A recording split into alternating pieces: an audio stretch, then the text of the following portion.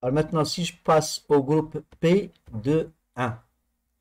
Donc le groupe P, donc la lettre P veut dire que vous avez une maille primitive. Donc si vous mettez une première position ici, donc position de coordonnées X, Y, Z, alors là le plus, ça veut dire que vous êtes au-dessus du plan de la projection, tout simplement, à une hauteur égale à Z fois C. Alors si je dessine ou bien je mets, si vous voulez, les autres positions qui sont équivalentes à celle-ci par l'identité, si vous voulez, donc par le fait que euh,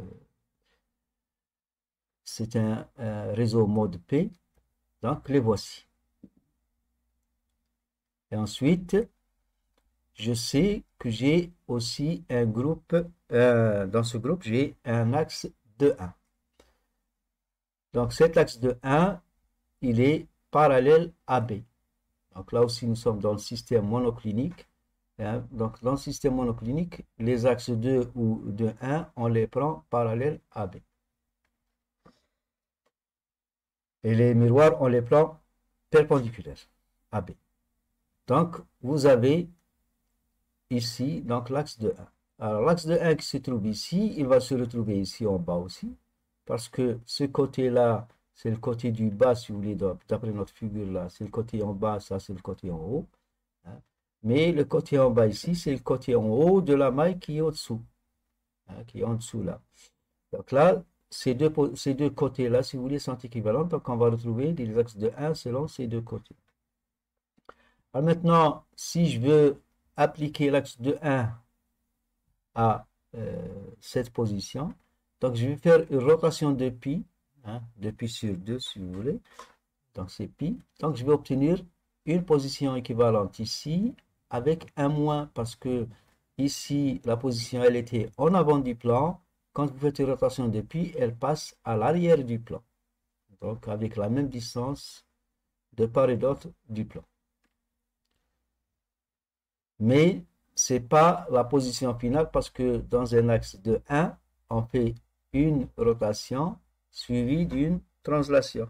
Donc je fais la translation. Maintenant, la translation, c'est un demi-fois le paramètre de la rangée parallèle à l'axe. La rangée qui est parallèle à l'axe, c'est la rangée B. Donc, je fais une translation de 1 demi de B. Et j'obtiens la position finale. Donc, la position ici, elle a sauté, elle a été translatée ici. Donc, voici la position équivalente à celle-ci par l'action de l'axe de 1. Alors, si je continue, je vais faire la même chose pour celle du bas ici. Hein. Donc là, je ne trace pas la position intermédiaire. Ah si, je l'ai tracé, pardon. Donc voilà. Et euh, on obtient donc la position équivalente finale. Alors maintenant, une fois que nous avons terminé avec ces positions équivalentes, donc on va comparer les positions qui peuvent avoir lieu, bien qui peuvent avoir un élément de symétrie entre les deux. Donc, c'est-à-dire qui sont équivalentes entre elles par une certaine opération de symétrie qu'on essaie de trouver. Donc là, si je regarde cette position-là et celle-ci, je vais voir s'il n'y a pas une relation de symétrie entre les deux. Donc là, si je fais une rotation suivie d'une translation, exactement, je tombe, comme tout à l'heure. Donc je tombe ici. Donc ça veut dire là que l'axe ici qui se trouve au milieu, c'est aussi un axe de 1. Hein, rotation de pi translation. Donc ça veut dire que l'axe du milieu, le voici, c'est un axe de 1. Voilà. Maintenant, si je continue, donc nous avons trouvé euh, la projection du groupe P de 1, donc la voici. Donc avec deux positions équivalentes à l'intérieur de la maille. Donc à l'extérieur, on les a représentés pour montrer l'action des axes de 1, mais si on veut chercher le nombre d'opérations de symétrie, c'est ce qu'il y a à l'intérieur de la maille. Donc là, si vous avez deux positions équivalentes, ça veut dire que vous avez deux opérations de symétrie dans ce schéma-là, si vous voulez, dans ce groupe-là. Donc ce groupe-là, il a deux opérations de symétrie. Effectivement, dans ce groupe, vous avez l'opération P qui est l'identité, et l'opération de 1 qui est axe hélicoïdal de 1, un axe hélicoïdal d'ordre 2. Donc, ce sont les deux opérations symétriques qui existent. Donc, soit l'opération unité, c'est-à-dire l'opération identité, donc qui vous fait ça, ça et ça, qui donne les quatre positions au sommet. Et ensuite, l'axe de 1 qui vous donne ces deux positions-là et là. Donc, le nombre de positions équivalentes à l'intérieur de la maille donne toujours le nombre d'opérations de symétrie du groupe. Alors maintenant, là on fait la remarque que l'axe de 1 qui était selon B se retrouve en 1 demi de A. Donc là, c'est, si vous voulez, ça, tout ça c'est A, donc la moitié c'est là. Donc l'axe de 1 qui était en B se retrouve en 1 demi de A. D'accord? Et ensuite, si je fais la table de composition du groupe P de 1, donc on trouve donc les deux opérations de symétrie, c'est 1 et de 1. 1 et de 1. Et quand je fais la composition, donc je trouve ceci. Donc ça, tout ça, si vous voulez, c'est la table de composition du groupe P de 1. Alors maintenant, je vais passer au groupe C de 1. Donc là, la lettre C veut dire que la maille, elle est à face centrée. Donc la face AB, elle est centrée. Donc voici la face centrée. Donc ça, c'est les sommets et ça, c'est le centre. Si vous voulez. Donc les équivalents de cette position-là, les équivalents de cette position par le fait que la maille est centrée, donc nous donne ces quatre autres positions. Ça, c'est les sommets. Donc 1, 2, 3. Donc, et le quatrième sommet, c'est le sommet de départ. Et là, c'est le centre de la face. Hein. Donc, elle est décalée, si vous voulez, le centre de la face, il est là, mais la position, elle est décalée là parce qu'elle a été aussi décalée par rapport à l'origine, des mêmes grandeurs selon petit a et selon petit b, des mêmes distances. Donc, voici le fait que c'est un groupe de type, ou bien en mode C, un mode de cristallin C, mode de réseau C. Ensuite, l'axe de 1, nous avons dit qu'il était selon B, donc je l'ai placé ici selon B, et on le retrouve aussi là. Voilà. Donc, parce que les deux côtés là sont identiques, hein.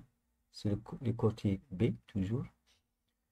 Alors, si j'applique maintenant l'axe de 1 à ces positions-là, donc on va faire comme tout à l'heure, donc rotation, translation, 1 demi de B, on trouve cette position.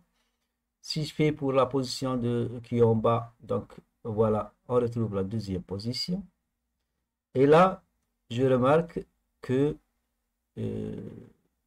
comme tout à l'heure, hein, je remarque que entre ces deux positions-là, donc celle-ci et celle-là, donc ça se fait par rotation, translation. Donc au plus, rotation devient au moins, et translation, il passe ici toujours en au moins. Voilà. Donc voici cette position qui a été déterminée par les opérations de symétrie de l'axe de 1. Ça veut dire que selon cette arête-là, si vous voulez, plutôt c'est pas une arête, mais c'est la schématisation du milieu de la maille selon A, si vous voulez. Donc là, vous avez aussi un axe de 1 que je vais représenter comme ceci. Voilà. Donc, vous avez un axe de 1. Maintenant, si je regarde celle-ci et celle-ci, donc ces deux, donc là aussi, c'est une rotation, translation de 1 demi de B. Donc là aussi, ça veut dire que ça, c'est un axe de 1. Donc ça confirme que l'axe ici, c'est un axe de 1. Ben maintenant, ensuite, si je, si je fais, comment dirais-je, je compare, voilà, si je compare ces deux positions-là, donc je vais avoir un axe 2 entre les deux. Hein. Ben, regardez si je fais, je l'ai placé ici, hein, donc j'ai commencé par là, donc au plus au moins ici, donc entre les deux va passer un axe 2. Donc là, c'est un axe 2, vous avez une flèche complète. Là, c'était une demi-flèche, là, c'est une flèche complète. Donc là, si vous voulez, si vous faites une rotation de pi, vous partez de là et vous arrivez ici. Donc même distance par rapport à l'axe. Et l'une est plus, l'autre moins. C'est-à-dire l'une est en avant du plan, l'autre elle est à l'arrière du plan. Donc ça veut dire qu'il y a un axe 2 comme ceci. Alors, si je regarde ces deux positions-là aussi, donc je vais avoir un axe 2 aussi là. Et enfin, puisque ici vous avez un axe 2, donc à cette position va correspondre une position au moins ici. Et voilà, maintenant j'ai terminé la projection du groupe C de 1 sur le plan AB. Donc, toutes les positions équivalentes qui sont à l'intérieur de la maille vont nous donner le nombre d'opérations de symétrie de ce groupe. Ben, le nombre d'opérations de symétrie de ce groupe donc, est égal à 1, 2, 3, 4. Donc, nous avons 4 opérations de symétrie. Alors, quelles sont ces 4 opérations de symétrie? Donc, on va voir ça tout de suite. Donc, l'axe de 1 est selon B. Donc, le voici. Alors, on le retrouve en 1 demi de A. Donc, c'est là. On le retrouve en 1 demi de A. Ensuite, on retrouve deux axes 2 en position 1 quart de A et 3 quarts de A. Donc, celui-ci, par exemple, c'est en 1 quart de A. Si je prends l'origine ici, bien sûr. Hein. Donc, c'est 1 quart de A. Celui-ci, c'est en 3 quarts de A. Donc, si je fixe mon origine là, donc ça, c'est l'inverse. Et voici maintenant la table de composition du groupe C de 1. Donc, la table de composition, elle est formée par 4 opérations de symétrie parce qu'il y a 4 positions équivalentes à l'intérieur de la maille. Ces 4 opérations de symétrie, donc l'identité, elle existe dans n'importe quel groupe. Hein, pour n'importe quel cristal, vous avez l'identité. Là, puisque c'est centré, donc ça veut dire qu'il y a l'opération C qui vous amène de l'origine, si vous voulez, au centre de la face AB. Donc ça, c'est aussi une opération de symétrie. Vous avez l'axe de 1 qui a été donné dès le départ, donc c'est-à-dire celui-ci ou celui-là si vous voulez. Et même celui-ci, donc puisque c'est le même axe toujours de 1, donc on le note une seule fois. Et vous avez l'opération 2, c'est-à-dire l'opération qui fait tourner la position d'une rotation égale à 2pi sur 2, c'est-à-dire pi. Donc, un axe 2. Donc, là, ce sont les opérations de symétrie qui correspondent aux éléments de symétrie qui sont l'identité, l'identité c'est une opération, qui correspondent au fait que c'est centré, pardon, que vous avez un axe de 1 et que vous avez un axe 2. Donc, l'axe 2 et l'axe de 1 donnent chacun une seule opération de symétrie qu'on note comme l'axe ici. Donc, on les met comme ça, on met les mêmes opérations de symétrie en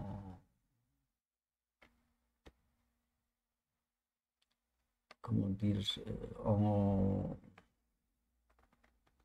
vertical si vous voulez, hein, et je fais la composition. Donc l'opération 1 composée à 1 donne 1, composée à C donne C, etc.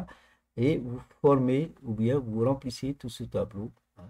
Donc vous remarquez que dans ce tableau, vous n'avez pas de répétition à l'intérieur de ce rectangle-là. Hein. Donc, il ne faut pas qu'il y ait de répétition selon une ligne ou selon une colonne. Hein. Donc, ça ne fait rien s'il y a une répétition selon une diagonale, c'est possible. Mais par colonne ou par ligne, il n'y aura pas de répétition. Donc, 1, C de 1, 2. C1, 2, 2, 1, vous voyez, donc 2, 1, 2, 1, C, il n'y a pas de répétition. Donc selon les lignes aussi, 2, 1, 2, 1, C, il n'y a pas de répétition. Par contre, selon les diagonales, vous voyez que vous avez des répétitions. 2, 1, 2, 1 qui se répète. Là, il n'y a pas de répétition. Là, vous avez C, C. Là, il y a 1 qui se répète sur toute la diagonale. Donc, c'est surtout, il faut regarder surtout selon une ligne ou selon une colonne.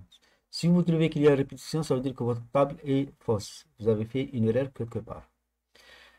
Donc, on dit qu'à 3 dimensions, la combinaison des différentes opérations de symétrie conduit à 230 groupes spatiaux. Donc, quand vous faites agir toutes les opérations de symétrie, c'est-à-dire les rotations, les translations, les inversions, les réflexions, etc., et vous les faites combiner entre elles, donc vous obtenez 230 groupes spatiaux. Alors, les groupes ponctuels, c'était 32, donc 3, 2, et les groupes spatiaux, c'est 230. Donc, vous avez les chiffres 2 et 3 qui changent de place. Et pour les groupes spatiaux, vous multipliez par 10 tout simplement. Hein. Donc, vous inversez les chiffres des groupes ponctuels et vous multipliez par 10.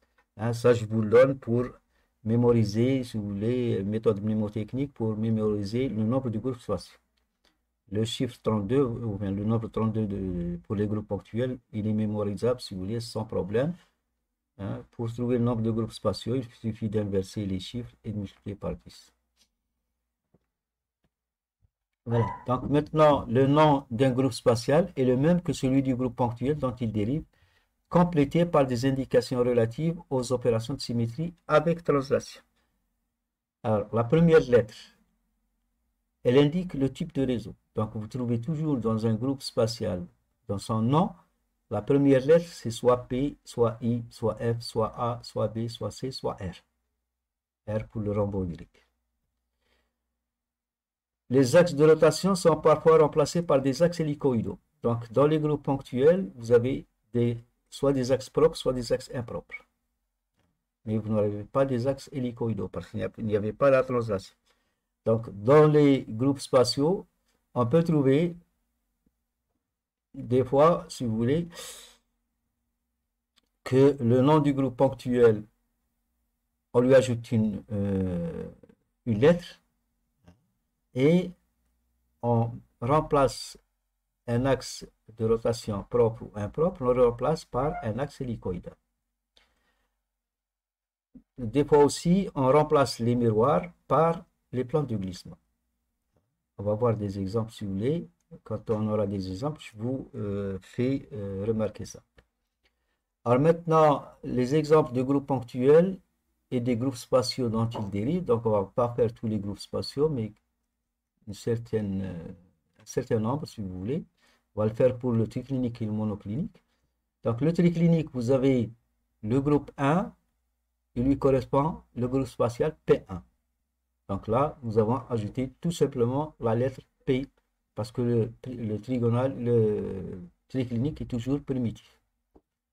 Le triclinique toujours avec un point d'inversion, donc c'est un bar pour les groupes ponctuels. Pour les groupes spatiaux, vous ajoutez le P et vous obtenez P1 bar. Donc ça, c'est la notation du groupe spatial. Et là, c'est la notation du groupe ponctuel. Alors, si je passe au groupe ponctuel 2, c'est-à-dire c'est une maille ou bien c'est un cristal qui ne contient qu'un axe 2. Donc là, vous allez avoir 3 groupes spatiaux. Vous allez avoir le P2, donc P avec un axe 2, le C2 et le P2-1. Donc vous voyez qu'à partir d'un groupe ponctuel, on a construit ou bien on dérive 3 groupes spatiaux. Ensuite, si je prends la ligne suivante, donc le miroir, le groupe miroir, c'est un cristal où il n'y a qu'un miroir comme élément de symétrie. Donc là, vous avez le groupe PM, le groupe PC. Donc là, vous voyez que on remplace le miroir par un plan de glissement. Donc soit PM, soit PC. Ou bien vous avez le groupe CM, donc c'est aussi en centré, il existe aussi en centré, soit CC, c'est-à-dire on remplace le miroir par un plan de glissement C.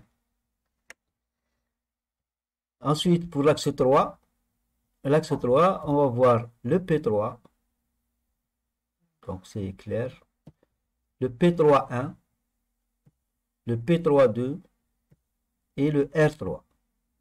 Donc là, pour 3, soit vous avez le P3, soit vous remplacez le 3, l'axe 3 par l'axe hélicoïdal 3,1, soit vous le remplacez par l'axe hélicoïdal 3,2, soit vous remplacez la lettre par R pour indiquer que c'est le rhomboédrique et l'axe, c'est un axe 3 tout simplement.